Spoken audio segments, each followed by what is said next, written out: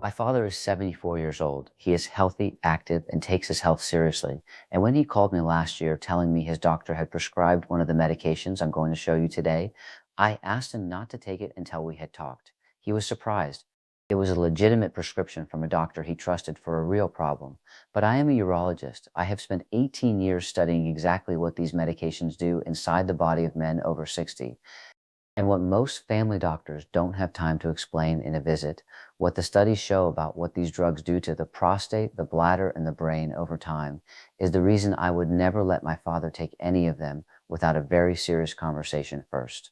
Today, I'm having that conversation with you. 3 medications, all legally prescribed, all given every day to men over 60 with prostate problems, and all carrying effects that most patients were never told about before they filled the prescription.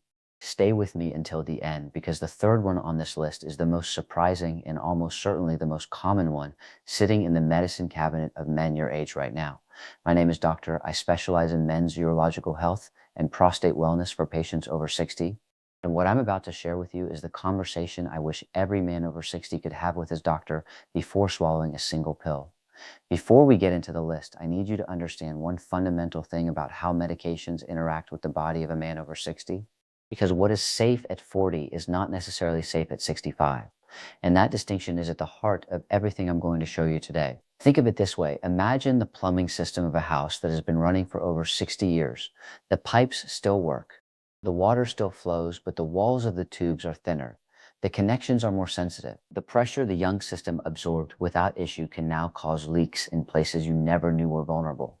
The body of a man over 60 works the same way. The liver processes medications more slowly.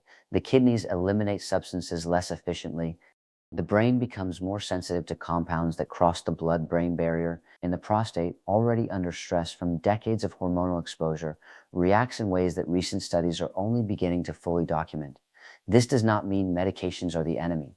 It means context matters, age matters, and the conversation that many doctors don't have time to have matters more than most patients ever realize. That is why I am having it now. Medication number 3, the one that seems completely harmless because it doesn't require a prescription. And that is exactly why it is so dangerous. I am talking about over-the-counter anticholinergic sleep aids, specifically the products containing diphenhydramine, the active ingredient in Benadryl, Zizquil, Simply Sleep, Unisome, and dozens of other nighttime medications sold in every pharmacy and grocery store in the country. I know what you're thinking. That is not a prostate medication. And that is exactly the problem. Men over 60 with prostate symptoms frequently sleep poorly. They wake up multiple times a night. They feel exhausted during the day. And what do? They pick something up at the pharmacy to help them sleep, something without a prescription. Something the box describes as gentle, natural, and non-habit forming. What the box does not describe is what diphenhydramine does inside the bladder and prostate of a man your age. Diphenhydramine belongs to a class of drugs called anticholinergics. It blocks the neurotransmitter acetylcholine throughout the entire body, and one of acetylcholine's critical jobs is controlling the muscles that allow your bladder to contract and empty completely. When you take a different hydramine-based sleep aid, you are chemically impairing your bladder's ability to empty. For a younger man with a healthy prostate, this is mildly inconvenient. For a man over 60 with any degree of BPH, with an already narrowed urethra and a bladder already struggling to clear completely, this can cause acute urinary retention, the complete inability to urinate, a medical emergency that sends men to the emergency room far more often than most people realize. And there is a second problem that is even more serious for men your age. In 2015, a landmark study published in JAMA Internal Medicine followed nearly 3,500 adults over the age of 65 for 10 years. The findings were unambiguous. Regular use of anticholinergic medications, including over-the-counter sleep aids containing diphenhydramine, was associated with a significantly increased risk of developing dementia. The more frequent the use, the stronger the association. This is not a small study. This is not preliminary research.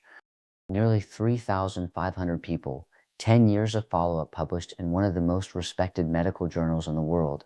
I had a patient I'll call Harold, 72 years old, retired teacher from Georgia. Harold had been taking an over-the-counter sleep aid almost every night for 3 years. He came to my office with urinary symptoms that were rapidly worsening and a level of mental fog that was beginning to worry his family. When I reviewed everything he was taking and explained what diphenhydramine does inside the body of a man his age, he went completely still. Then he said, "I bought this because the box said it was safe because it didn't need a prescription. We stopped the sleep aid immediately." Within 6 weeks, Harold's urinary symptoms had measurably improved. Within 3 months, his family told me he seemed sharper, more present, more like himself again. If you have any product containing diphenhydramine in your medicine cabinet right now, please speak with your doctor before taking it again. There are safer alternatives, and your brain and your prostate will both benefit from making the switch. Medication number 2, the one your cardiologist prescribed to protect your heart, and that may be quietly working against your prostate at the same time. I am talking about calcium channel blockers, medications like amlodipine, nifedipine, and dialyazam, widely prescribed for high blood pressure and cardiovascular disease in men over 60. Let me be clear about something before I continue. These medications are often essential. They save lives. If you take a calcium channel blocker for your heart, do not stop taking it because you watch this video. This is a conversation to have with your doctor, not a decision to make on your own. But here's what your cardiologist most likely didn't mention, not because they are hiding information, but because medical specialties often don't communicate the way they should. Calcium channel blockers cause smooth muscle relaxation throughout the entire body. That is precisely why they work for high blood pressure. They relax the walls of blood vessels. But smooth muscle is not only in blood vessels, it is in the bladder sphincter, it is in prostate tissue, it is in the urethra. When you chemically relax that musculature, the bladder loses part of its ability to contract with enough force to empty completely. The result is increased post-void residual, the volume of urine left behind after you think you are done. And that residual is what triggers the cycle of nighttime urgency that keeps men awake for hours. A study published in the Journal of Urology demonstrated that men taking calcium channel blockers chronically had significantly worse nighttime urinary symptom scores than men with similar blood pressure controlled through other medication classes. The effect was independent of prostate size. And there's a second effect that is almost never discussed. Calcium channel blockers cause ankle swelling during the day, fluid accumulation in the legs while you're upright and active. When you lie down at night, that fluid does not stay in your ankles. It gets reabsorbed into the bloodstream, processed by the kidneys, and sent to the bladder at 1 a.m., at 3 a.m., at 5 a.m. You are not waking up because you drank too much water. You are waking up because the medication protecting your heart is redistributing fluid from your ankles to your bladder while you sleep. I had a patient I'll call George, 69 years old, retired engineer from North Carolina. George had been taking amlodipine for 4 years for hypertension and woke up 3 times every night without exception. 2 different urologists had evaluated his prostate. Normal, no significant structural problem. When I reviewed George's complete medication profile and identified the pattern, we worked with his cardiologist to explore an alternative class of antihypertensives. Within 8 weeks, George was waking up once a night, sometimes not at all. His blood pressure stayed controlled, his kidneys stayed protected, but his ankles stopped accumulating fluid during the day, and his bladder stopped receiving it at 3 a.m. The message is not to stop the medication. The message is to bring this video to your next appointment and ask directly, is there an alternative that controls my blood pressure with less impact on my bladder function? That one question could transform your nights. Before we get to medication number 1, the most surprising and the most common among men your age, I want to take one moment. If this video is giving you information no doctor has ever had time to sit down and fully explain, hit the like button right now. It takes 1 second and puts this content in front of the men who need to hear it today. And leave me a comment. Are you currently taking any of the medications I've already mentioned? You don't need to go into detail. A simple yes helps me understand what to cover next.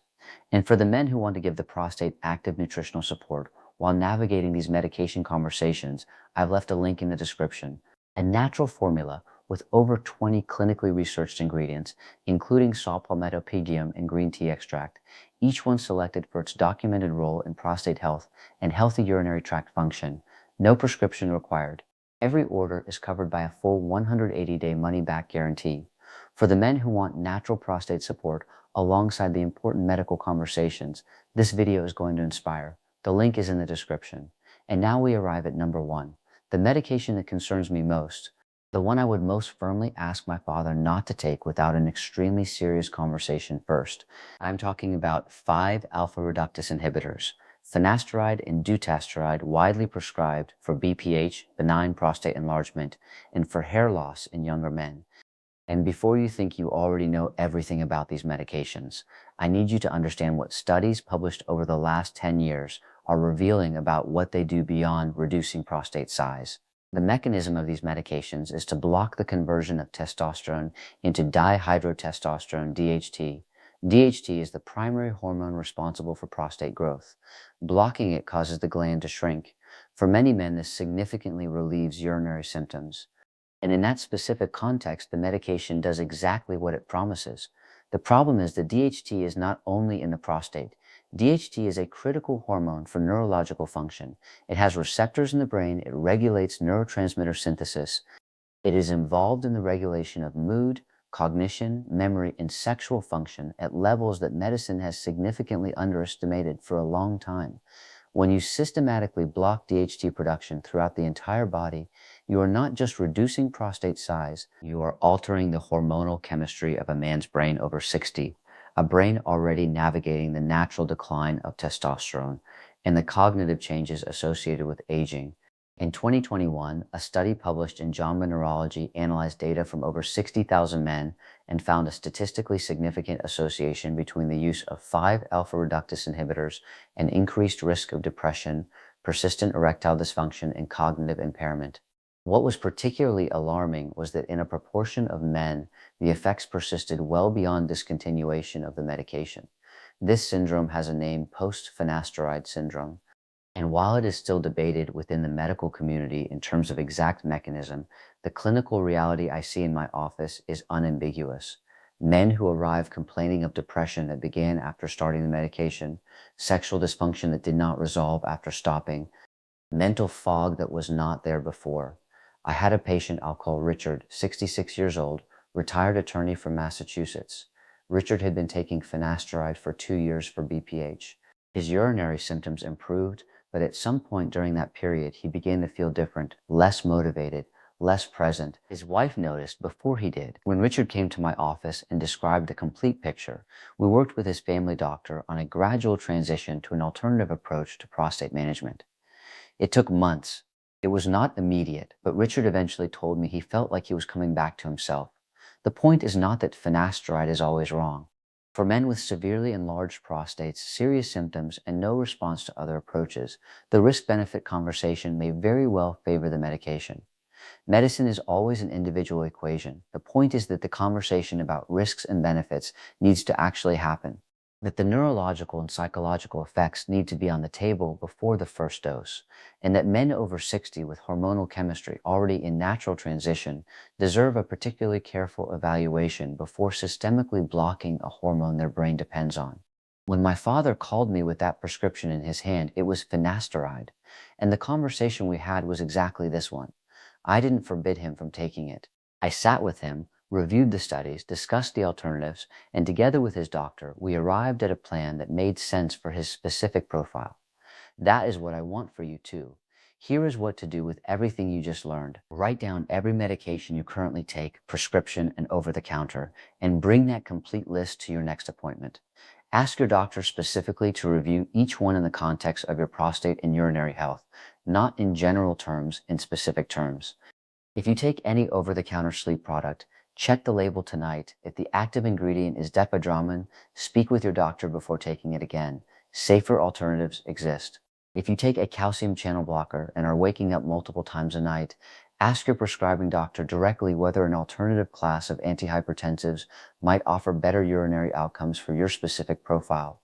And if anyone has prescribed finasteride or dutasteride for you, do not start it without a complete conversation about the neurological and psychological effects documented in recent studies. Ask for a second opinion if you feel you need one. That is your right. The men who protect their prostate health most effectively are not the ones taking the most medications. They are the ones asking the right questions. Treating every prescription as the beginning of a conversation, not the end of one. You now have the questions. What you do with them starting today is what will determine how you feel 6 months from now. And for the men who want to support the prostate naturally with the plant compounds that research has validated and that work without the side effects we just discussed, the link is in the description. Over 20 clinically researched ingredients, including saw palmetto pium and green tea extract. each one selected for its documented role in prostate health. No prescription required, full 180-day money-back guarantee. The only thing you have to lose is another night waking up at 3 a.m. The link is in the description. Share this video with one man who needs it. Subscribe with the bell on. And next week, I'm going to show you the 5 early warning signs that your prostate situation is progressing faster than it should. Signs that most men dismiss for 12 to 18 months before finally getting help. You do not want to miss that.